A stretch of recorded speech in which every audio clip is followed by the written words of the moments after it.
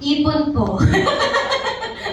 Ipon po. And, well, gusto mo kasi namin din ni Jet na ma-experience mo na yung may time, yung hindi kami magmadali. And at the same time kasi may dad, nasa Saudi siya yun.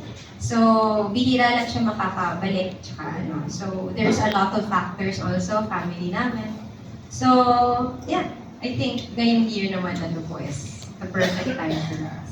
So your family will, darating sila dito sa Yes. wedding. Oh, that's good. Oo. Siyempre naman si Je, mom niyo mo lang, di ba? Opo. Oh, your mom. Opo. So, gusto ko i-connect dito sa title. Ano yung, sa palagay niyo, yung wonderful nightmare, yung dalawa, na kayo na. Ah? Na hanggang panaginip na dadala niyo. Hanggang panaginip, nadadala ko yung pagiging makakalimutin ni Kim magsoli ng mga gamit.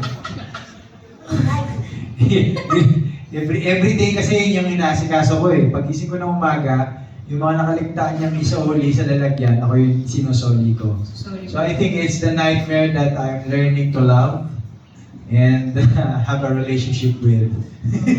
Yan. Ako, yung kung magagalit ba siya kasi hindi ko naligpit ang mga bagay-bagay na meron akong pero si Jack kasi pag meron siyang hahanapin, tita. Hindi, nasa na yung measuring tape. Nandiyan. Tapos wala pala doon. So, magagalit na siya. So, yun. Pag may hindi nahanap sa amin pong bagay sa aming tinitirhan, hindi na pumahanap yun. Hindi na po. Ganun yun. Ganun sa amin. Tanggap na po yun. Bibili na ng bago. Yun po. Direct, this is your